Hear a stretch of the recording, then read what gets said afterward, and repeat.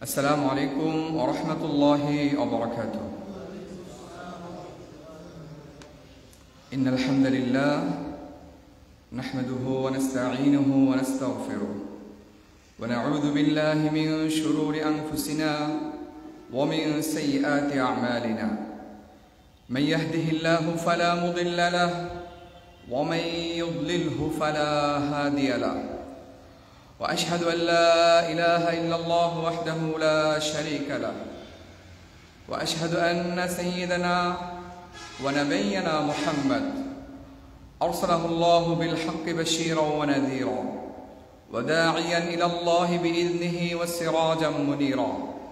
إن الله وملائكته يصلون على النبي يا أيها الذين آمنوا صلوا عليه وسلموا تسليما.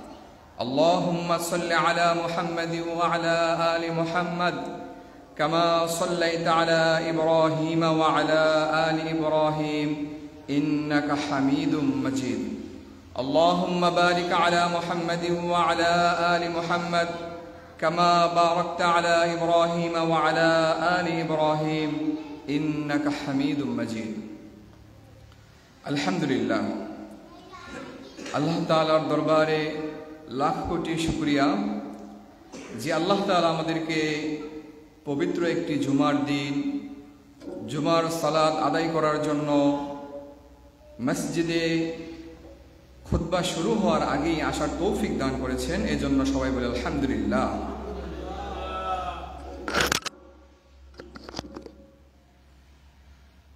আলহামদুলিল্লাহ। রব্বে কাবার দরবারে লাখ কোটি শুকরিয়া যে মহান রব, মহান মুনিব আমাদেরকে যাচাই বাছাই করেছেন সঠিক দ্বীন ইসলাম লালন পালন করার জন্য, সঠিক পথ এবং মতের উপর টিকে থাকার জন্য যে আল্লাহ তাআলা আমাদেরকে কবুলিয়াত দিয়েছেন, এজন্য আবার বলে আলহামদুলিল্লাহ।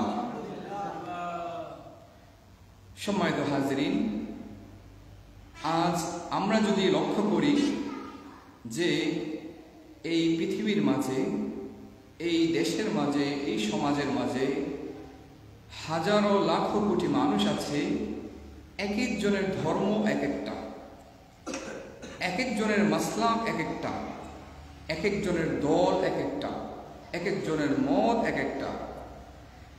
কিন্তু আল্লাহ রাব্বুল আলামিন যে আমাদেরকে সকল কিছু থেকে যাচাই বাছাই করে আমাদেরকে সঠিক দ্বীন, সঠিক ইসলাম পালন করার জন্য যে সেই ইবতিগা, সে অনুসন্ধান তলব আমাদের ভিতরে পয়দা করেছে, এজন্য আলহামদুলিল্লাহ। একটা দ্বীন, একটা ইসলাম, একটা ধর্ম শুধুমাত্র অন্ধত্বের উপর চলে না, মুখস্থ কোনো বিষয় না। একটা ধর্ম মুখস্থ বিষয় না, একটা ইবাদত মুখস্থ কোনো বিষয় না। এই ইবাদত করার জন্য, একটা ধর্মের উপর অবিচল থাকার জন্য, একটা রাষ্ট্রের নাগরিক হিসাবে সুশৃঙ্খল হিসাবে চলার জন্য ঠিক যেমনইভাবে কিছু নীতিমালা রয়েছে, কিছু কোড রয়েছে, কিছু নির্দেশনা রয়েছে, কিছু ফরমান রয়েছে, ঠিক এমনইভাবে ইসলামের উপর সঠিক রাস্তা চলার জন্য সঠিক ইসলামগুলো সেভাবে রয়েছে। এই জন্য আমাদের উচিত হলো সেই রাস্তাটা রাসূলুল্লাহ সাল্লাল্লাহু আলাইহি সাল্লাম সাহাবীগণকে দেখাচ্ছিলেন যে এই বিভিন্ন রাস্তা আছে, একে একে দেখাচ্ছিলেন যে সিরাতুল মুস্তাকিম কোনটা। তিনি দেখাচ্ছিলেন যে রাস্তার মাঝে আঁকা বাঁকা বিভিন্ন পথ আছে, বিভিন্ন কাঁটাযুক্ত পথ আছে। সিরাতুল মুস্তাকিম হলো সোজা পথ। অনেক কাঁটাযুক্ত পথ থাকবে, অনেক আঁকা বাঁকা থাকবে, কিন্তু আমাদেরকে তলব করে অন্বেষণ করে সঠিক পথে যেতে হবে। এই জন্য ইলম, দ্বীন শিক্ষা করা, দ্বীন অর্জন করা, এটা খুবই গুরুত্বপূর্ণ বিষয়। এই জন্য বলতেছিলাম যে আমাদের ভিতরে তলব থাকতে হবে, অন্বেষণ করার সে ইচ্ছা আগ্রহ থাকতে হবে যে আমি যে পথে চলছি, যে মাসলাকের উপর চলছি, যেই পদ্ধতিতে চলছি, এই পদ্ধতির, এই মাসলাকের, এই দলের যতগুলো দলিল আদিল্লা আছে, যতগুলো নিয়ম কানুন আছে, এগুলো আমার জানতে হবে। এখন আমরা দেখি যে দলাদলি এমন একটা পর্যায়ে পৌঁছে গিয়েছে যে ওই দল এই দলকে কাফের বলে, এই দল ওই দলকে কাফের বলে। আসলে তাদের কথাগুলোর মাঝে এমন থাকে না যে সে দলিল দিয়ে কিছু বোঝাচ্ছে, সে মহাব্বতের সাথে আরেকজনকে বলছে, এমন জিনিসটা খুবই কম থাকে সাধারণ মানুষের মাঝে। সাধারণ মানুষ আলেম ওলামা থেকে যেই দল করে সে সেটা শুনে এটার উপরেই সে ইস্তেকামাত এবং এটার উপরে সে আরেকজনকে কাফের, মুনাফিক, মুশরিক ফতোয়া দিচ্ছে। কিন্তু উচিত হলো যেই দল করে সেই দলের দলিলগুলো জানা, দলিল আদিল্লাগুলো জেনে আরেক ভাইয়ের সাথে কথা বলতে দলিল দিয়ে কথা বলা। এখন রাসূলুল্লাহ সাল্লাল্লাহু আলাইহি সাল্লাম আল মুসলিমু আখুল মুসলিম, হাদিসে রয়েছে যে এক মুসলমান অপর মুসলমানের ভাই। অন্য আরেক হাদিসে আছে যে এক মুসলমানের হাত এবং জবান থেকে যেন অপর আরেক মুসলমান নিরাপদ থাকে। এখন বোঝার বিষয় হলো যে অন্য আরেক দলের মুসলমান থাকতে পারে, বিভিন্ন মাসআলাগত বা বিভিন্ন ক্যাটাগরিতে সে মুসলিম থেকে খারিজ হয়ে যেতে পারে, শিরিকে যুক্ত হতে পারে, কিন্তু সে জানে না, সে দাবি করতেছে যে সে মুসলিম। সেই হিসেবে রাসূলুল্লাহ সাল্লাল্লাহু আলাইহি সাল্লাম বলেন যে কোনো ব্যক্তি যদি আরেক ভাইকে কাফের ফতোয়া দেয়, কাফের বলে, তাহলে এই কাফের ফতোয়াটা হয়তো তার উপর পড়বে, না হয় যে বলছে তার উপর পড়ে যাবে। এই জন্য কাফের শব্দটা ইউজ করতে, মুশরিক শব্দটা ইউজ করতে 10 বার চিন্তা ভাবনা করতে হবে যে আমি তো তাকে কাফের বলে দিচ্ছি, মুশরিক বলে দিচ্ছি, আসলে সে কি কাফের? সে তো মনে মনে বিশ্বাস করে সে তো মুসলিম, কিন্তু তার বিশ্বাসের পাশাপাশি তার সেই তলবটা নেই, সেই শিক্ষাটা নেই যে সে যে আসলে শিরিক করতেছে। এই জন্য আমাদেরকে বুঝতে হবে যে আমরা যেই পথে আছি সেই পথের মাসআলাগুলো, সেই পথের দলিলগুলো আমরা ঠিকভাবে জানতে হবে। তারপর আরেক মুসলমান ভাই যে ভুলের উপর আছে, যে শিরিক করতেছে, বেদাত করতেছে, গুনাহের কাজ করতেছে, তাকে মহাব্বতের সাথে বলতে হবে, তাকে মহাব্বত করতে হবে। আসলে তার জিম্মাদারি আমাকে দিয়ে দেওয়া নেই যে তাকে জাহান্নাম থেকে টেনে জান্নাতে দিতে হবে। স্বয়ং রাসূলুল্লাহ সাল্লাল্লাহু আলাইহি সাল্লামকে বলেছেন তুমি হলেন বাশীর ওয়া নাযীর, সুসংবাদদাতা, সতর্ককারী। তোমাকে এই দায়ভার দেওয়া হয়নি যে তুমি কাউকে হেদায়েতের রাস্তা নিয়ে আসবে। তিনি তো শত চেষ্টা করেছেন, আবু তালেবকে, তার চাচাকে ইসলামের দিকে নিয়ে আসতে পারে নাই। এই জন্য কেউ যদি বেদাত করে, শিরিক করে, সে আমার শত্রু না, সেও আমার মুসলিম ভাই, কারণ সে মুসলমান হিসেবে দাবি করে। তাকে মহাব্বত করে দলিল দিয়ে, আদিল্লা দিয়ে তাকে বোঝাতে হবে, সঠিক রাস্তায় আসতে হবে। তার থেকে দূরে সরে গেলাম, তার সাথে কথা বললাম না, সেই ভাইটা সারা জীবন শিরিকি রাস্তায় চলে যাবে, বেদাতের রাস্তায় সারা জীবন চলবে। তাকে কে দেখাবে হেদায়েতের পথ? কারণ সে তো যাদের থেকে দিন গ্রহণ করতেছে, যাদের থেকে ইসলাম গ্রহণ করতেছে, তারা তো সেই বেদাতে শিখাচ্ছে, সেই শিরিকে কাজে শিখাচ্ছে। এই জন্য আমরা যারা সঠিক পথে এসেছি সকলের দায়িত্ব, শুধুমাত্র আলেম ওলামা শায়েখদের দায়িত্ব না, এটা সকল যারা মুসলিম দিনদার মানুষ আছে সবার দায়িত্ব হলো তার সাথে যে চলে, তার যে প্রতিবেশী, তার যে ভাই, তার সাথে সম্পর্ক নষ্ট করা যাবে না। তার সাথে মহাব্বত বাড়িয়ে, চা খাওয়িয়ে, বিভিন্ন অনুষ্ঠান আয়োজন করে তাকে হেদায়েতের বাণীটা পৌঁছে দিতে হবে। তখন সে যদি সেইখান থেকে ফিরে আসে তাহলে সেই পরিমাণ সব আমরাও পাবো, সুবহানাল্লাহ। তো এই জন্য আমাদের দুইটা কাজ আমি বললাম। একটা কাজ হলো নিজে জানা আগে। আমরা যারা দাবি করি যে আমি সঠিকের উপর আছি, আমার সেই সঠিক জিনিসটা নিজে জানতে হবে যে আমি কেন সঠিক। আমার এই হাদিসটা যে সহি বলতেছি, এই হাদিসটা সহি কিভাবে হলো, এই জিনিসটা আমার জানতে হবে। তারটা যে ভুল, কি কারণে ভুল, সেটাও জানতে হবে, তাকে বোঝাতে হবে। তার যদি সহি থাকে তখন এমন একটা সিচুয়েশন তৈরি হবে, এমন জিনিস ধরতে হবে। ইসলাম হলো সহজ সরল। ইসলামের মাঝে একাধিক বিষয় রয়েছে, একাধিক রকম সিস্টেম রয়েছে। যেমন ইকামত দেওয়া, আজান দেওয়া, হাদিসে আমরা দেখি যে বিভিন্ন রকম রয়েছে। 2 বার বলা, 4 বার করে বলা, ঠিক আছে, একাধিক রকম রয়েছে। এই জন্য কিছু কিছু মাসআলার ক্ষেত্রে এমনই আছে যে আমি যেটা করছি সেটাও সঠিক, সে যেটা করছে সেটাও সঠিক। এই জন্য এটা আমরা খেয়াল রাখতে হবে। আমি যদি বলি যে আমারটাই সঠিক, তোমারটাই ভুল, কিন্তু তারটাও তো হাদিস দ্বারা প্রমাণিত, তাহলে তো আমি হাদিসের বিরুদ্ধে করলাম। এজন্য জানতে হবে তারটাও সঠিক কিনা। ঠিক আছে, কথা বলার আগে সবকিছু যাচাই বাছাই করতে হবে, একটা কথা বলার আগে 10 বার ভাবতে হবে। এজন্য ওই বলে যে খালি কলসি বাজে বেশি, যার ইলম কম সে বেশি কথা বলে। এজন্য ইলম অর্জন করতে হবে, জানতে হবে, তারপর কথা বলতে হবে। দাওয়াতি আগ্রহ থাকা খুবই একটা ভালো জিনিস। বাল্লিগু আন্নি ওয়ালাউ আয়া, রাসূলুল্লাহ সাল্লাল্লাহু আলাইহি সাল্লাম বলেন, তোমরা আমার থেকে একটা আয়াত হলো অপরের কাছে পৌঁছে যাও। তো এই আয়াতটা আগে নিজে জানতে হবে, যে এটার দলিল আদিল্লা সনদগুলো জানতে হবে, আয়াতের অর্থগুলো ঠিকভাবে জানতে হবে, তারপর আরেকজনের কাছে পৌঁছাতে হবে, তার সাথে মহব্বতের সাথে এই দ্বীনের কাজগুলো করতে হবে। ইনশাআল্লাহ তখনই আমাদের মাঝে ফায়দা হবে, তখনই একজন আরেকজন যে রেশারেশি, হিংসা, বিদ্বেষ, দাঙ্গা হাঙ্গামা এগুলো কমে যাবে। তারপর মানুষ সহি রাস্তাগুলো আসতে সহজ হবে। সম্মানিত হাজিরিন, আমাদের আজকের আলোচনার বিষয়গুলো নিয়ে আলোচনা করতেছিলাম। আজকের আলোচনার বিষয় হলো শিরিক থেকে বাঁচতে দ্বীন শিক্ষা। তো এজন্য শুরুতেই শিরিক নিয়ে কিছু কথা বলতে চাই। আল্লাহর কোনো ক্ষমতায়, গুণে বা ইবাদতে অন্য কাউকে অংশীদারিত্ব করাই হলো শিরিক। আল্লাহর রুবুবিয়্যাত, আসমা ও সিফাত, উলুহিয়্যাত এগুলোর মাঝে কাউকে যদি অংশীদারিত্ব করে তাহলে এটা হয়ে যাবে শিরিক। দুনিয়া সৃষ্টি, পরিচালনা, জীবন মৃত্যু, বৃষ্টি দেওয়া, অলৌকিক করা, সাহায্য করা, কল্যাণ অকল্যাণ ইত্যাদি সকল ক্ষমতা কার? একমাত্র আল্লাহ তাআলা। এই বিষয়গুলোর মাঝে যদি কেউ কোনো রকম সন্দেহ করে অন্য কারো আছে এটা মনে করে, তাহলে তার শিরক হয়ে যাবে। তারপর আমাদের মনে হতে পারে আমরা মুসলিম, আমরা তো শিরক থেকে মুক্ত। স্বাভাবিকভাবে আমরা দেখি যে বেশিরভাগ মুসলমানের ভিতরে এই ধারণা আছে আমরা তো মুশরিক না, আমরা তো মুসলিম, আমরা তো শিরক করি না। কিন্তু আমরা যে জানা অজানা কত রকমের শিরক করে থাকি, আল্লাহ তাআলার এই আয়াতটা যদি আমরা পাঠ করি, শ্রবণ করি, তাহলে আমরা বুঝতে পারবো।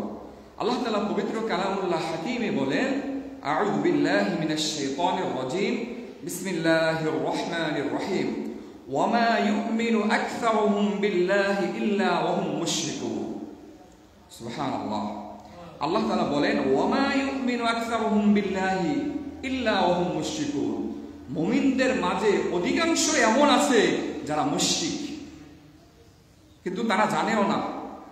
আল্লাহ তাআলা পবিত্র কালামের হাকিমে বলে দিয়েছে অধিকাংশ ঈমানদার শিরকের সাথে লিপ্ত।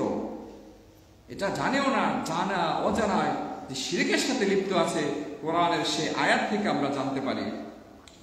শিরিক আসলে শুরু হয়েছিল কিভাবে, বা শিরিকটা শুরু হয় কিভাবে? শিরিকটা শুরু হয় ভক্তির মাধ্যমে। একজনকে আমরা যদি শিরিকের সূত্রপাতগুলো খেয়াল করি, তাহলে নূহ আলাইহিস সালাতু ওয়াস সালামের জামানার পর থেকে এই শিরিকটা শুরু হয়েছিল। যেমনই ভাবে তারপরে তার যে অনুসারীগুলো আছিল, সে অনুসারীরা ছিল অনেক আল্লাহওয়ালা, খোদা বিরু সেই বান্দাগুলো ছিল। তাদের পরে যে প্রজন্ম আসছিল, সেই প্রজন্মগুলো সেই খোদা বিরু লোকদেরকে অনেক সম্মান ভক্তি করত। তারপর প্রজন্ম যারা আসলো, তারা এসে সেই খোদা বিরু লোকদেরকে তারা ছবি টাঙিয়ে রাখতো, বিভিন্ন মূর্তি টাঙিয়ে রাখতো, মূর্তি বানাতো, শুধু তাদেরকে শ্রদ্ধা ভক্তি করত, তাবাররুক অর্জন করত, কিন্তু তাদের কাছে সেজদা করতো না, কোনো কিছু চাইতো না। এরপর প্রজন্ম যারা আসলো, তারা কি করলো? তাদের কাছে তাদের মাধ্যমে আল্লাহর কাছে চাইতে শুরু করলো যে হে লাত, উজ্জা বা যেইগুলো মূর্তি আছে, তোমরা আমাদেরকে দাও আল্লাহর কাছে চেয়ে। আল্লাহর নৈকট্য পাওয়ার চেষ্টা করতো তাদের মাধ্যমে। ঠিক এরপর পরবর্তী প্রজন্ম যেভাবে আসলো, তারা এসে সরাসরি ওই মূর্তিগুলোকে সিজদা দেওয়া শুরু করলো, সেগুলো থেকে সরাসরি চাওয়া শুরু করবো, নাউজুবিল্লাহ। সরাসরি তারা এই শিরকের সাথে যুক্ত হয়ে যায়। তারপর বিভিন্ন মাজারে, বাবার দরবারে যারা সেজদা করে, তারাও কিন্তু শিখায় যে আল্লাহর সন্তুষ্টির জন্যই তাদেরকে সিজদা করে। তারাও শিখায় যে শুধুমাত্র বাবার কাছে সিজদা করে, মাজারের কাছে সিজদা করে, তারাও কিন্তু বিশ্বাস করে যে এক আল্লাহ আছে। তারাও বিশ্বাস করে যে তারা এটা মাধ্যম হিসাবে গ্রহণ করছে, যে বাবার দরবারে যদি সিজদা করি আল্লাহ এটা খুশি হবে, আল্লাহ তাড়াতাড়ি দিবে। এটা তাদেরকে একটা ভুল বুঝিয়ে তাদেরকে শিরিকের মাধ্যমে নিয়ে গেছে। কিন্তু তারাও জানে না, সাধারণ পাবলিক আপনারা জিজ্ঞাসা করবেন তারা বোঝেও না এটা শিরিক হচ্ছে, কারণ তাদেরকে ওইভাবে বোঝাচ্ছে। এজন্য আমাদের উচিত তাদেরকে মহাব্বতের মাধ্যমে বিষয়টা বোঝানো। আপনি যদি সরাসরি বলেন তুই মুশরিক, তুই শিরিক করস, তুই কাফের, এভাবে যদি বলেন সে তো শুনবে না, আপনার বিরুদ্ধে হয়ে যাবে, মারামারি পিটাপিটি লেগে যাবে, ঠিক কিনা? ঠিক এটা করা যাবে না। সে অবুঝ, তাকে অন্যদিকে নিয়ে গেছে, তাকে মহাব্বতের মাধ্যমে, ভালোবাসার মাধ্যমে তাকে বুঝিয়ে নিয়ে আসতে হবে, চা খাওয়াতে হবে, দিনের পথে আনতে হলে বিভিন্ন হিকমত অবলম্বন করে তাকে সঠিক রাস্তা দিকে আনতে হবে। তারপর সুপারিশ সংক্রান্ত যে শিরিকগুলো হয়ে থাকে, আল্লাহ তাআলা পবিত্র কালামুল্লাহ হাকিমে বলেন, ওয়ায়াকুলুনা হাউলাই শুফাআউনা ইনদাল্লাহ, তারা তো বলে এই সকল লোকরা আমাদেরকে সুপারিশ করবে আল্লাহ তাআলার কাছে, এই জন্য তাদেরকে আমরা ভক্তি করি, তাদের ক্ষমতা বল আমরা বিশ্বাস করি, কারণ তারা কিয়ামতের দিন আল্লাহ তাআলার কাছে আমাদের জন্য সুপারিশ করবে। এটাও একটা শিরকের মাধ্যম, ঠিক আছে? মানুষ কোনো পীর বা মাজারের ইবাদত করার আরেকটা উদ্দেশ্য, আখিরাতে তারা যেন সুপারিশ পায় তাদের কাছে। তাদের সুপারিশ ছাড়া তারা যেতে পারবে না, তারা জাহাজ নিয়ে যাবে, বিভিন্নভাবে তাদেরকে সুপারিশ করে জান্নাতে নিয়ে যাবে, তাদেরকে এটা একটা বিশ্বাস। সুপারিশ নবী ওলিগণের মুজিজা ও কেরামত, এটা কিছুটা সত্য, কিছুটা না, এটাই সত্য। নবীগণের মুজিজা ছিল, কেরামত ছিল, বিভিন্নভাবে আল্লাহ তাআলা, যেমন ওমর রাদিয়াল্লাহু তাআলা আনহু, তিনি ইয়া সারিয়াল জাবাল, তিনি মসজিদে নববীতে বা যে মসজিদে খুতবা দিচ্ছিলেন, তখন এক সাহাবী, সারিয়া নামক এক সাহাবী, তিনি যুদ্ধের ময়দানে জিহাদ করছিলেন, তিনি প্রায় পরাজিত হয়ে যাচ্ছিলেন। তখন ওমর রাদিয়াল্লাহু তাআলা আনহুর মাধ্যমে আল্লাহ তাআলা তাকে একটা কারামত দিলেন, অলৌকিক সম্মান দিলেন তাকে, দিয়ে তিনি তখন বললেন, ডাক দিলেন, ইয়া সারিয়াল জাবাল। তখন সে সারিয়া রাদিয়াল্লাহু তাআলা আনহু তিনি কি করলেন, পাহাড়কে পিছনে রেখে জিহাদ বা যুদ্ধ চালু করা শুরু করলেন। তখন আল্লাহর রহমতে তিনি বিজয় লাভ করলেন। ঠিক সেই ওমর রাদিয়াল্লাহু তাআলা আনহু মসজিদে নববীতে তিনি নামাজ আদায় করছিলেন, ফজরের নামাজ, ফজরের সালাত। তারপর কি হলো, আবু লুলুয়া নামক এক কাফের, সে কি করলো, পিছন থেকে এসে ছুরি দিয়ে আহত করে তাকে জখম করে ফেললো। ঠিক 2-3 দিন পরে তিনি ইন্তেকাল করলেন। এখন আমরা কি বুঝতে পারলাম, এই অলৌকিক কেরামত, অলৌকিক ক্ষমতা কারো স্থায়ী ক্ষমতা না, এটা কিছু কিছু ক্ষেত্রে আল্লাহ তাআলার পক্ষ থেকে একটা সম্মান, কিছু কিছু তার আল্লাহ ওয়ালা বান্দাদের উপর একটা সম্মান। এটা আমরা বিশ্বাস করতে পারবো না যে তার অলৌকিক ক্ষমতা রয়েছে, তিনি অলৌকিক ক্ষমতার অধিকারী, এটা বিশ্বাস করা যাবে না। কারামত আল্লাহ তাআলা অনুগ্রহ করে দিয়ে থাকেন। রাসূলুল্লাহ সাল্লাল্লাহু আলাইহি ওয়াসাল্লাম অসংখ্য কারামত, মুজিজা সম্পর্কে আমরা জানতে পারি। তিনি যেই দুধমা হালিমা যার বাসায় ছিলেন, ঠিক সেই সময় তিনি যেই উটগুলো, বকরিগুলো ছিল, এগুলো তো বরকতে পরিপূর্ণ হয়ে গেছে তার মুজিজার মাধ্যমে। আল্লাহ তাআলা সেগুলোকে বরকত দিয়েছিলেন। এগুলো হলো আল্লাহ তাআলার অনুগ্রহ, তার প্রিয় বান্দাদের উপর অনুগ্রহ, এগুলো তার কোনো ক্ষমতা বল না। ঠিক এভাবে আমরা এইগুলো ক্লিয়ার হতে হবে। ঠিক এমনইভাবে এগুলো তাদের ক্ষমতা নয়, এগুলো হলো আল্লাহর অনুগ্রহ তাদের প্রতি। আল্লাহ তাআলা এই সম্পর্কে বলেন, ওয়ামা কানা লিরাসূলিন আইয়াতিয়া বিআয়াতিন ইল্লা বিইذনিল্লাহ। আল্লাহ তাআলা বলেন, কোন রাসূলের উপর কোন সম্ভব নয় যে তারা কোন নিদর্শন নিয়ে আসবে আল্লাহ তাআলার অনুমতি ছাড়া। বিআয়াতিন, আয়াত হতে পারে, নিদর্শন হতে পারে, ঠিক আছে? আল্লাহ তাআলা কোরআনে আয়াত বা কোন নিদর্শন, অলৌকিক ক্ষমতা নিয়ে আসার আল্লাহ তাআলা সরাসরি বলে দিচ্ছেন, ওয়ামা কানা লিরাসূলিন আইয়াতিয়া বিআয়াতিন ইল্লা বিইذনিল্লাহ। যেই জায়গাত রাসূলুল্লাহ সাল্লাল্লাহু আলাইহি সাল্লাম, তিনি এই দুনিয়ার মাঝে সকল মানুষের শ্রেষ্ঠ মহামানব, সেরা মানুষ, তার কোনো ক্ষমতা নাই যে কোনো কিছু নিয়ে আসবেন আল্লাহ তাআলার অনুমতি ছাড়া।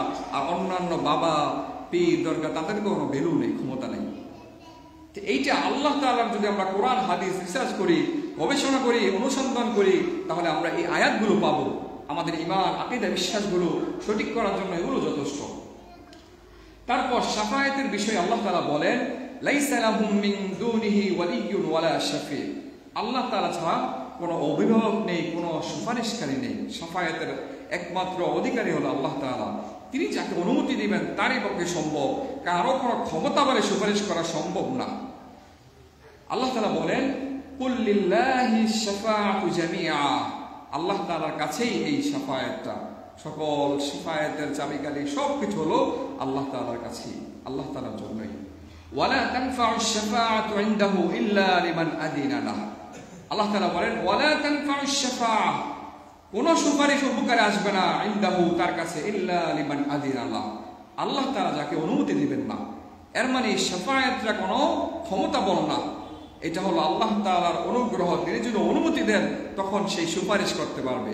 শাফায়াত জিনিসটা সত্য, বিভিন্ন হাদিস দ্বারা আমরা জানতে পারি যে শাফায়াত করবে রাসূলুল্লাহ সাল্লাল্লাহু আলাইহি সাল্লাম, কোরআন সুপারিশ করবে, বিভিন্ন জিনিসগুলো সুপারিশ করবে, এটা আমরা জানতে পারি। হাফেজরা সুপারিশ করতে পারবে, যারা কোরআনের উপর আমল করবে তারা সুপারিশ করতে পারবে, এমনভাবে বিভিন্ন হাদিস, সহিহ হাদিস দ্বারা আমরা সেটা জানতে পারি। তারপর রাসূলুল্লাহ সাল্লাল্লাহু আলাইহি সাল্লাম হলেন প্রথম সুপারিশকারী, ওনার সুপারিশ গ্রহণ করা হবে এবং এটা সহিহ হাদিস দ্বারা প্রমাণিত। আর রাসূল সাল্লাল্লাহু আলাইহি সাল্লামকে ভালোবাসতে হবে, তার সুন্নাত অনুযায়ী চলতে হবে, শিরক বিদআত থেকে আমরা বেঁচে থাকতে হবে। শিরকের একটা প্রকার হলো গায়েবের গান, আল্লাহ তাআলা ছাড়া অন্য কেউ জানে এটা বিশ্বাস করা। আল্লাহ তাআলা বলেন কুল লা ইয়ালামু মান ফিস সামাওয়াতি ওয়াল আরদিল গায়বা ইল্লাল্লাহ, হে রাসূল আপনি বলে দিন লা ইয়ালামু মান ফিস সামাওয়াতি ওয়াল আরদিল গায়বা ইল্লাল্লাহ, আল্লাহ তাআলা ছাড়া এই দুনিয়া এবং জমিনের মাঝে কেউ গায়েব সম্পর্কে জানে না। আল্লাহ তাআলা আরো বলেন কুল লা আমলিকু লিনাফসি নাফআন ওয়ালা দাররা ইল্লা মা শা আল্লাহ ওয়ালাউ কুনতু আ'লামুল গায়ব লাস্তাকসারতু মিনাল খায়র ওয়া মা মাসসানিয়াস সু।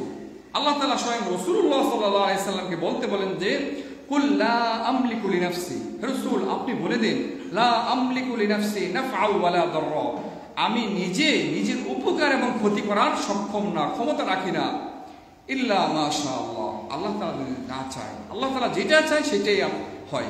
আমার কোনো ক্ষমতা বলা নাই যে আমি আমার নিজের কোনো উপকার বা ক্ষতি করব, অন্য কোনো মানুষের উপকার ক্ষতি করার তো ক্ষমতা নাই। ঠিক আছে, এটা কোনো রাসূলের দুশমনী না, রাসূলের বদনামি না, যেটা আল্লাহ তাআলা হাদিস মানে কোরআনুল আয়াতে বলেছেন এটারই অর্থ, কোরআন দ্বারা এটা প্রমাণিত।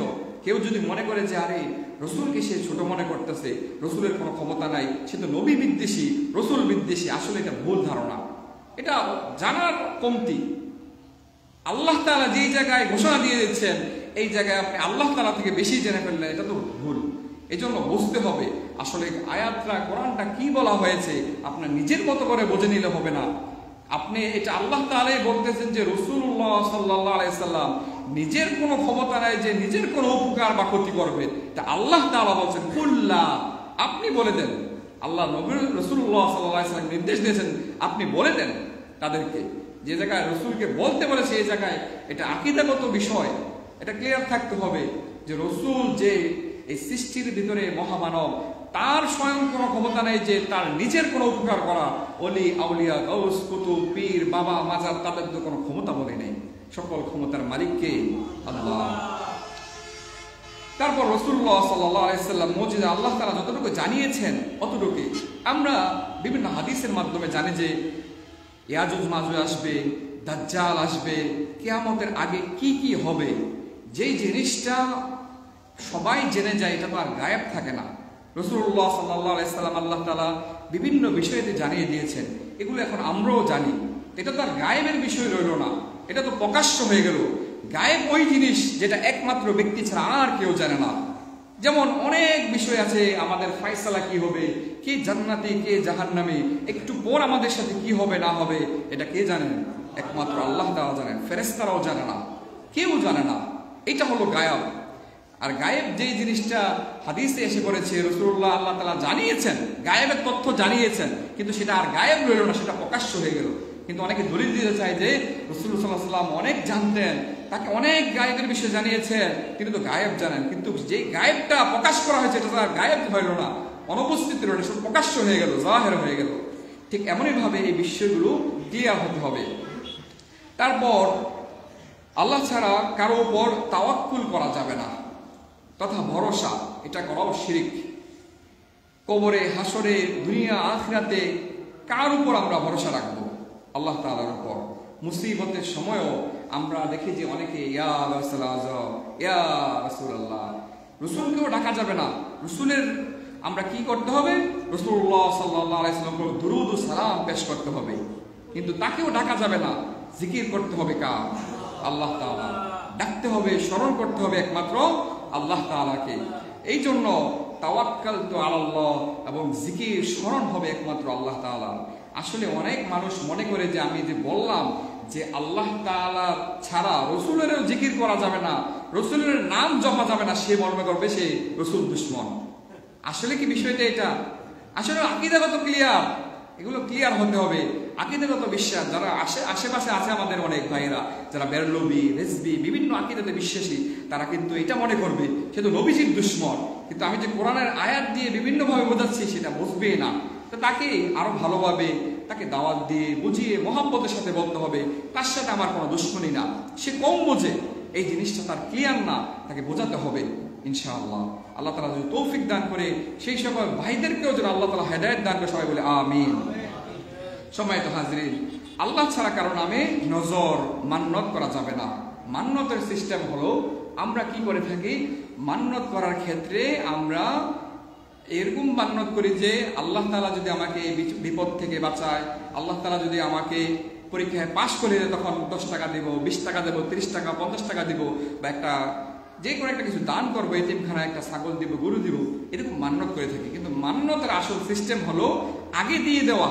আল্লাহ তাআলা আমি এই জিনিসটাই 50 টাকা মসজিদে দান করছি, তুমি আমাকে পাশ করে দিও। মান্নতের সিস্টেম হলো নিয়ত করে ওই জিনিসটার জন্য আগে দিয়ে দেওয়া, পরে না দেওয়া। সিস্টেম হলো আগে দিয়ে দেওয়া নিয়ত করে। আল্লাহ তাআলা চাইলে দিবেন, রিজিকে থাকলে, না চাইলে দিবেন না।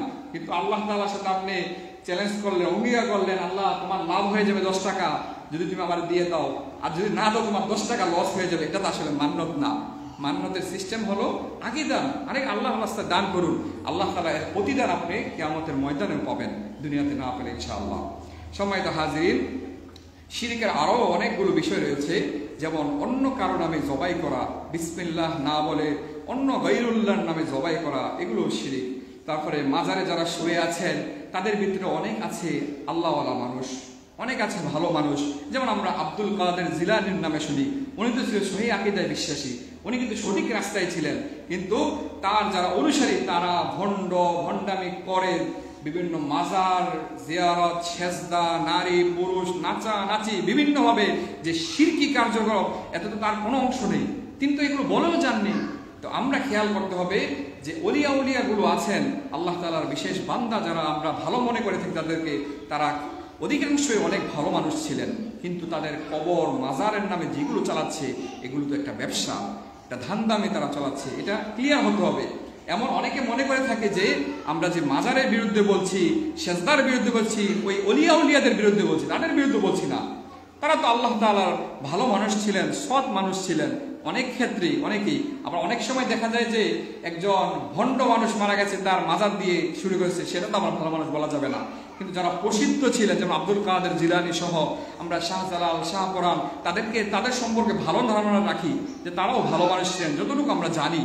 তো সেই হিসাবে তাদের কবরগুলোকে কেন্দ্র করে যেগুলো চলছে এগুলো তো শিরকি কাজ চলছে, বেদাতি কাজ, শিরকি কাজ চলছে, এই জিনিসটা আমরা ক্লিয়ার হতে হবে।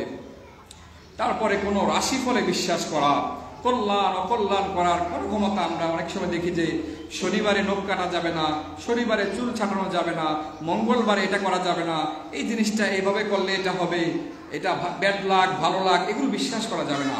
সকল কিছুর ক্ষমতার মালিক একমাত্র আল্লাহ তাআলা। কোনো কিছুর মাধ্যমে কল্যাণ অকল্যাণ লুকায়িত নেই, কল্যাণ অকল্যাণ দেনের মালিক আল্লাহ তাআলা। এটা আকীদাগত বিষয়, এই জিনিসটা আমাদের ক্লিয়ার হতে হবে। সম্মানিত হাজিরিন, আমাদের আজকের মতো এই আলোচনা ছিল শিরক। তারপরে ইনশাআল্লাহ পরবর্তী খুতবা আমরা দিন শিক্ষা করা সম্পর্কে কিছু তথ্য জানতে পারবো। ওমা তৌফিক ইল্লা বিল্লাহ।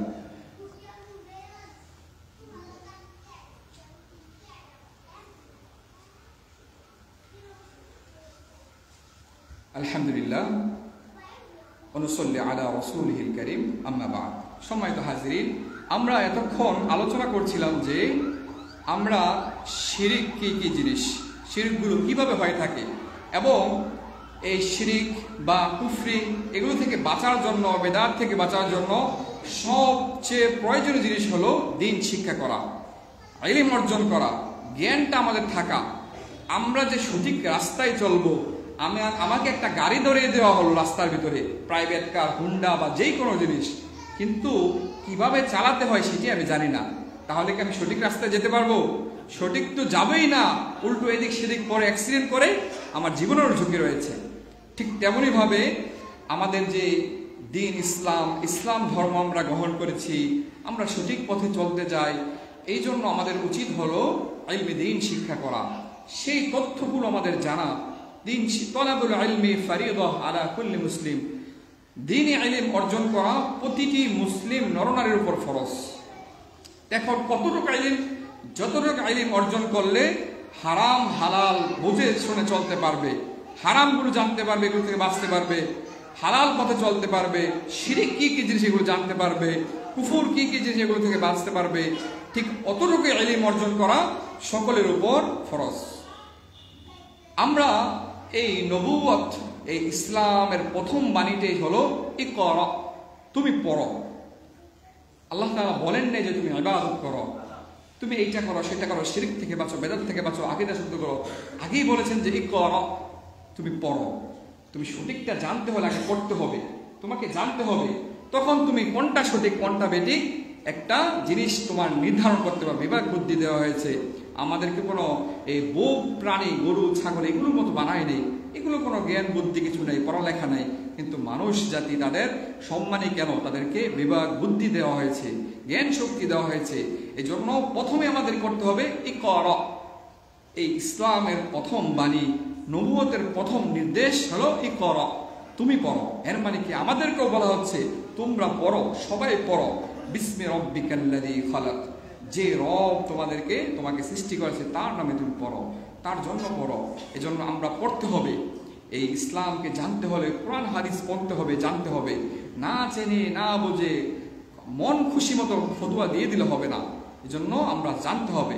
তারপর আল্লাহ তাআলা বলেন ফা'লাম আন্নাহু লা ইলাহা ইল্লাল্লাহ। এখানে তাফসীর এসেছে যে ফা'লাম, তুমি যে লা ইলাহা ইল্লাল্লাহ কালিমার দাওয়াতটা গ্রহণ করেছো, একজন মুসলিম হতে পেরেছো, এজন্য তোমার আগে জানতে হবে, এই কালিমার উপর আমল করতে হবে। ফা'লাম, তুমি জানো যে আল্লাহ তাআলা ছাড়া আর কোনো ইলাহ নেই। এই কালিমার উপর থাকতে হলে, কালিমার উপর মৃত্যুবরণ করতে হলে ফা'লাম, এই কালিমার এই তাওহীদ বিষয়গুলো, আকীদাগত বিষয়গুলো, শিরক বিদআত এই সম্পর্কে টোটালি একটা ধারণা রাখতে হবে। আফসোস আমাদের জন্য, আজ আমরা মুসলিম জাতি কেন ইসলাম থেকে দূরে সরে যাচ্ছি? কেন আমরা আমাদের ভিতরে নাস্তিক, এই একজন মুসলমানের সন্তান সে বড় হয়ে যায় কেন নাস্তিক হচ্ছে, কেন মুরতাদ হচ্ছে, ইসলাম থেকে বেআইনি কেন চলতে যাচ্ছে? কারণ ইসলামী শিক্ষা তার মাঝে নেই। আমরা ছোট থেকেই দেখি যে মানুষগুলো ইসলামী শিক্ষা পাচ্ছে না। যেমন আমরা প্রাথমিক শিক্ষা যেটা, এটা হলো মক্তবের শিক্ষা। এই মক্তব থেকে কিন্তু চালু হয় আমাদের এই দিন ধর্ম শিক্ষাটা। অনেকে দেখে যে মক্তব পাঠায় না তাদেরকে, সকাল থেকে কিন্ডার গার্ডেনে সে চলে যায়, সে ছোটবেলা অবস্থায় 6টা 7টার সময় কিন্ডার গার্ডেনে চলে যায়, বড় হয়ে 5, 6-এ কোচিং, প্রাইভেট এগুলো থাকে, তার দুনিয়াবী জীবন নিয়ে ব্যস্ত। মা বাবা অনেক দিনদার, কিন্তু সন্তানটাকে দিনের উপর যে রাখতে হবে ছোটবেলা থেকে, এই বিষয়টা তার মাঝে নেই। এই জন্য আমাদের এই মক্তব অনেক গুরুত্বপূর্ণ, মক্তব জিনিসটা। কারণ আমরা দুনিয়াবী সম্পত্তি অর্জন করা, হালাল উপায়ে পন্থায় রিজিক কামাই করা কোনো গুনাহের কাজ না। হালাল পন্থায় যত টাকা উপার্জন করতে পারি কোনো সমস্যা নেই। উসমান গনি তিনি ছিলেন ধনী সাহাবীদের মাঝে। ঠিক এমনইভাবে হালাল উপায়ে আমরা যতটুকু অর্জন করতে পারি দিনের রাস্তায় ব্যয় করতে আমাদের সহজ হবে, কোনো সমস্যা নেই। কিন্তু দুনিয়া অর্জন করতে গিয়ে আমরা যেন ইসলাম থেকে দূরে সরে না যাই, এটা কিন্তু আমাদের খেয়াল রাখতে হবে। ঠিক এমনইভাবে কিছু কিছু মক্তব, নুরানি মাদ্রাসা এগুলোতে আমরা প্রাথমিক যে শিক্ষাগুলো, আমাদের যদি আশেপাশে এরকম ভালো মাদ্রাসা না থাকে, ভালো সিস্টেম না থাকে, আমরা চেষ্টা করব ওইরকম একটা ভালো মানের একটা কিন্ডার গার্ডেন মানের একটা নুরানি মাদ্রাসা প্রতিষ্ঠা করা, যেখানে সে সহি শুদ্ধভাবে কোরআনটা শিখতে পারবে, সহি আকীদাগুলো শিখতে পারবে, দিনের সঠিক বুঝতে ছোট অবস্থায় শিখতে পারবে, পাশাপাশি সে বাংলা, অঙ্ক, ইংরেজি, হাতের লেখা বিভিন্ন পড়াশোনাতে সব কিছুতে যেন সে ফার্স্ট ক্লাস হয়, সেই দিকে আমরা আগাতে হবে। সামাজিকভাবে এই ব্যবস্থাগুলো আমরা গ্রহণ করতে হবে দিন শিক্ষার ব্যাপারে। তারপর কি হবে, তারপর যখন একটা ছেলে নুরানি শেষ করলো বা মক্তব শেষ করলো, এমন যেন না হয় যে বছর কি বছর চলে গেল, মাস কি মাস। একজন ছেলে ওই যে সে ছোট অবস্থায় 5-7 বছর বয়সে মক্তবে গিয়েছিল, আলিফ বা তা একটু কোরআন তেলাওয়াত শিখেছিল, তার বয়সও এখন 20, 25, 30, 40, কোরআনের সাথে তার কোনো সম্পর্ক নেই। এমন যেন না হয়। আমাদের ব্যবস্থাপনাটা এমন হতে হবে যেন প্রতিদিন আধা ঘন্টা 20 মিনিট হলেও কোরআনের সাথে আমাদের একটা সম্পর্ক থাকে, কোরআন তেলাওয়াতের সাথে একটা সম্পর্ক থাকে। সামাজিকভাবে আমরা সেটা গড়ে তুলতে হবে। একটা ছেলে যখন বক্তব্য শুরু হয় 20 মিনিট 30 মিনিট, সেই ছেলেটার জন্য আজীবনের জন্য সেই মসজিদের সাথে তার একটা সম্পর্ক থাকে, এমন একটা সিস্টেম তৈরি করতে হবে। সে বড় হয়ে গেল, দাখিল দিয়ে দিল, মেট্রিক দিয়ে দিল, আলিম দিয়ে দিল, ইন্টার দিয়ে দিল, তার পড়ালেখা মসজিদের সাথে তার সম্পর্ক নেই, তাহলে কিন্তু সেই সঠিক লাইনে থাকবে না। এই জন্য আমাদের সিস্টেমটা এমন করতে হবে, মক্তব কখনোই শেষ হবে না।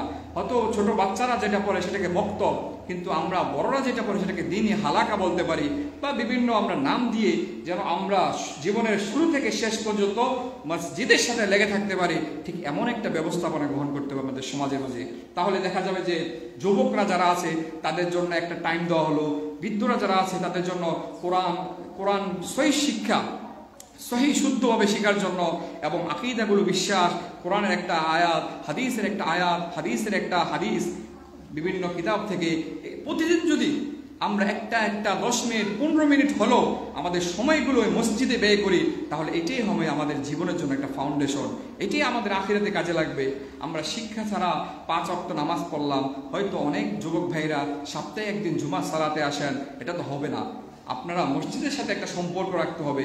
আপনার সময়টা কখন, সেই সময়টাকে আপনি ফারেক করে 10 থেকে 15 মিনিটের জন্য মসজিদের ইমামের সাথে সম্পর্ক রাখবেন, মসজিদের খতিবের সাথে সম্পর্ক রাখবেন, রেখে দিন রিসার্চ করা, দিন শিক্ষা করা, দিনের সাথে সম্পৃক্ত থাকা, সেই দিকে আমরা আগাতে হবে। ঠিক এমনইভাবে যারা আছি দিন শিক্ষার বিষয়ে আগ্রহী হতে হবে। আমরা এমন যেন না হয় যে ছোটবেলায় একটু শিখলাম, পরে আমাদের আর কোরআন ও হাদিসের সাথে কোনো সম্পর্ক নেই, এমন যেন না হয়। আমরা বিভিন্ন মাধ্যমে আমরা এখন দেখি আলহামদুলিল্লাহ, মোবাইলের মাধ্যমে বা বিভিন্ন মাধ্যমে আমরা দিনের আলোচনাগুলো শুনতে পারি, সঠিক জিনিসটা তথ্যটা পেয়ে থাকি। তো এই জন্য আলেম ওলামার সাথে দিনের সাথে আমরা সম্পর্ক রাখবো। আল্লাহ তাআলা পবিত্র কালামুল্লাহ হাকিমে বলেন, ওয়ালাকাদ ইয়াসসারনাল কুরআনা লিযিকরি ফাহাল মিন মুদ্দাকির। তোমাদের জন্য ওয়ালাকাদ ইয়াসসারনাল কুরআন, কোরআনকে আল্লাহ তাআলা সহজ করে দিয়েছেন। ফাহাল মিন মুদ্দাকির, তোমরা কি এটাকে অনুধাবন করবে না, এটাকে নিয়ে ভাববে না, এটার অর্থগুলো জানবে না, তাফসীরগুলো পড়বে না? এটা তো আল্লাহ তাআলা সহজ করে দিয়েছেন। এখন আমরা বাংলা ভাষায় কিন্তু অর্থগুলো পড়তে পারি, অর্থগুলো জানতে পারি। কোরআনের মধ্যেই রয়েছে আমাদের সমাধান। আমরা কয়জন আছি যে পুরো কোরআনটা একবার অর্থ সহ পড়েছি? কয়জন আছি রাসূলুল্লাহ সাল্লাল্লাহু আলাইহি সাল্লামের সিরাতটা একবার পড়েছি? কয়জন আছে যে হাদিসের বুখারী, মুসলিম সহ অন্যান্য সিয়াসিতে হাদিসগুলো আছে, সহিহ হাদিসগুলো আছে, সহিহ হাদিসের কিতাবগুলো আছে, প্রসিদ্ধ কিতাবগুলো আছে, এগুলো কয়জন আছে পড়েছি? কিন্তু আমরা একজন মুসলিম হিসাবে আমাদের তো একটা সিলেবাস থাকা দরকার। আমাদের syllabus engineering, ICT, science, technology ইত্যাদি থাকে, কিন্তু এই সিলেবাসগুলো কোথায়? এই জন্য একটা ইসলামিক রাষ্ট্র গঠন করা আমাদের সবার উপর দরকার। আমরা বিভিন্ন দলীয়ভাবে, রাজনৈতিকভাবে অনেকে অনেক দল করে থাকেন, কিন্তু চেষ্টা করতে হবে দলের আমাদের রাষ্ট্রটা কিভাবে খেলাফত, ইমারাহ, খেলাফা কিভাবে আবার ইসলামিক একটা রাষ্ট্র হিসাবে গঠন করা হয়। মনে প্রাণে এটা নিয়ে চিন্তা ভাবনা করতে হবে, এটা নিয়ে ফিকির করতে হবে, এটা নিয়ে আগাতে হবে। এখন যদি আমরা চিন্তা করি 10 বছর 20 বছর পরে ইনশাআল্লাহ কায়েম হবে। এই জন্য আমরা চিন্তা ভাবনা করে কিভাবে আমরা সমাজের মাঝে রাষ্ট্রীয়ভাবে, সামাজিকভাবে, ব্যক্তিগতভাবে প্রতিটা সেক্টরে কিভাবে আমাদের এই দ্বীন ইসলামটা কায়েম হয়, এই জন্য ভাবতে হবে। ঠিক তেমনইভাবে আমরা যদি সহিহ হাদিস সম্পর্কে একটু জানতে চাই, অনেকে প্রশ্ন করে থাকে যে আমরা যদি অনেকে দলিল দিই সহিহ হাদিসে আছে কিনা, হাদিসের কিতাবে আছে কিনা। অনেকে বলে থাকে যে তুমি কি সহিহ হাদিস সম্পর্কে জানো? সহিহ হাদিস কাকে বলে তুমি বলো তো দেখি। এই জন্য এই ইস্তিলাহ অর্থাৎ পারিভাষিক বিষয়টাও আমাদের জানতে হবে যে আসলে সহিহ হাদিস কাকে বলে, সহিহ হাদিস কিভাবে হবে, সহিহ হাদিসের শর্ত কয়টা রয়েছে। ন্যূনতম যেই জ্ঞানটা থাকা দরকার, তখন আপনি আর সেই জায়গায় আটকে যাবেন না। আপনি যে একটা মানুষ সঠিকটা তালাশ করতেছেন, সঠিক পথে চলার চেষ্টা করতেছেন, কিন্তু দু একটা কথার মাধ্যমে আপনাকে আটকে দিচ্ছে, তাকেও বোঝাতে পারছেন না, নিজেও বুঝতেছেন না। এই জন্য আমরা একটু তথ্য জেনে নেই যে আমরা দুর্বল হাদিস বলে থাকি, সহিহ হাদিস বলে থাকি, জাল হাদিস বলে থাকি। আসলে রাসূলুল্লাহ সাল্লাল্লাহু আলাইহি সাল্লামের কথা তো কখনো জাল হয় না, কথা তো কখনো দুর্বল হয় না। হাদিসের সনদ, হাদিসের মান, ওই কথাগুলোর মানগুলোকে আমরা দুর্বল বলে থাকি বা জাল বলে থাকি। অনেক ক্ষেত্রে দেখা যায় যে হাদিসের সনদ কি, একটু যদি আমরা, হাদিসের সনদ হলো যেই হযরত আবু হুরায়রা রাদিয়াল্লাহু তাআলা আনহু থেকে বর্ণিত, তিনি একজন রাবি তথা বর্ণনাকারী, তিনি বর্ণনা, এটা পরিভাষায় বলা হয় যে রাবি বা রবি, ঠিক আছে, রাবি বলা হয় বাংলাতে। তারপরে ঠিক এমনইভাবে শুরু করে ইমাম মুসলিম, ইমাম বুখারী, তাদের পর্যায়ে ধারাবাহিকতা, একজনের পর একজন, একজনের পর একজন, এই ধারাবাহিক সিরিয়ালটা হলো সনদ, এটাকে সনদ বলা হয়। ঠিক এই সনদটা খুবই গুরুত্বপূর্ণ। সনদের কারণেও হাদিসটা সহিহ হয়ে থাকে, আবার জয়ীফ হয়ে থাকে। সনদের ক্ষেত্রে দেখা যায় যে অনেক সময় ইত্তিসাল, অর্থাৎ মুত্তাসিল হওয়া, একবার আবু হুরায়রা রাদিয়াল্লাহু তাআলা আনহু থেকে শুরু করে ইমাম বুখারী পর্যন্ত যতজন রাবীর নাম আছে সবার নাম ঠিকঠাক মতো থাকা, কারো নাম মাঝখান দিয়ে বাদ না যাওয়া, ইনকিতা না হওয়া, মুরসাল না হওয়া। হাদিস সহিহ হওয়ার জন্য এটা দরকার। কতটুকু বুঝতেছেন জানি না, আমি চেষ্টা করতেছি যে নামগুলো আছে যদি আপনারা ন্যূনতম ধারণা থাকে বুঝতে সহজ হবে। তারপর মনে করলেন এটা হলো সনদের ক্ষেত্রে। আবার অনেক ক্ষেত্রে হাদিসটা জয়ীফ হয় এই কারণে যে হাদিসটা যদি যে রাবি বর্ণনা করেছেন তার রাবি সম্পর্কে যদি এমন মতামত থাকে, রিজাল, একটা কিতাব শাস্ত্র আছে রিজাল, ঠিক আছে, এর মানে হলো যারা এই হাদিসগুলো বর্ণনা করেছেন তাদেরকে নিয়ে আলোচনা, যে এই ব্যক্তিটা কেমন ছিল, এই ব্যক্তির স্মৃতিশক্তি কেমন ছিল, সত্যবাদী ছিল কিনা মিথ্যাবাদী ছিল, এই বিষয়গুলো নিয়ে আলোচনা, এই রিজাল শাস্ত্র বলা হয়। ঠিক এমনইভাবে এই যিনি বর্ণনা করতেছে মাঝখানে বা যে কোনো জায়গায় তাদের মাঝে যদি কোনো ত্রুটি বিচ্ছুতি পাওয়া যায়, তাদের মাঝে স্মৃতিশক্তি দুর্বল পাওয়া যায়, তাদের মাঝে যদি কেউ মিথ্যাবাদী পাওয়া যায়, তখন ওই হাদিসটা সনদটা দুর্বল হয়ে যায়। ঠিক এমনইভাবে বিভিন্ন পরিপ্রেক্ষিতে একটা হাদিস সহিহ হয়ে থাকে, একটা হাদিস দুর্বল হয়ে থাকে। আর জাল হাদিস যেটা, এটা কোনো সনদ টনদ ঠিক নাই, মানে একজন বানোয়াট হাদিসগুলোকে জাল হাদিস বলে থাকে, কেউ একটা বানিয়ে হাদিস বলে গেল। হাদিস শাস্ত্রগুলোতে ইমামদের কথা বিভিন্নভাবে এমনভাবে অকট্টভাবে আলহামদুলিল্লাহ চলে আসছে যে এখন কেউ জাল হাদিস বলার কোনো সুযোগ নেই। এবং জাল হাদিস সম্পর্কে বিভিন্ন কিতাব প্রতিটা অঙ্গনে, কৌমি অঙ্গনে, আলিয়া অঙ্গনে এবং সালাফি আকিদা, সহিহ আকিদা সহ প্রতিটা অঙ্গনে লেখা আছে। কেউ যদি এটা বিশ্বাস, আমাদের সমাজে এমন এমন অনেক কথা রয়েছে যে কথাগুলো হাদিস বলে আমরা চালিয়ে যাই, কিন্তু আসলে এটা খুঁজে পাওয়া যায় না, সেটা জাল হাদিসের অন্তর্ভুক্ত। এই জন্য আমাদের জানতে হবে এই বিষয়গুলো কি, সকল বিষয় সম্পর্কে আমাদের ধারণা রাখতে হবে। এবং ইনশাআল্লাহ আল্লাহ তাআলা যদি তৌফিক দান করে আমরা পড়ালেখা করে জেনে শুনে আরেক মুসলিম ভাইকে দিনের দাওয়াত দেব, তাকে ভালোবাসবো, ঐক্য ভরে নিয়ে আসবো। আমাদের দেশের মাঝে যদি কোরআন এবং সুন্নাহর উপর ঐক্য হয়, ইনশাআল্লাহ এই দেশের মাঝে ইসলাম বিজয়ী হবে, ইসলামী শাসন শাস্ত্র কায়েম হবে। ওমা তৌফিক ইল্লা বিল্লাহ। আসসালামু আলাইকুম ইয়া রাব। আল্লাহ তাআলা আমাদের সবাইকে এই দিনের উপর থাকার তৌফিক দান করুন, সবাই বলে আমিন। রব্বানা আতিনা ফিদ দুনিয়া হাসানা ওয়া ফিল আখিরাতি হাসানা ওয়া কিনা আযাবান নার। রব্বিরহামহুমা কামা রাব্বায়ানি সগীরা। আল্লাহ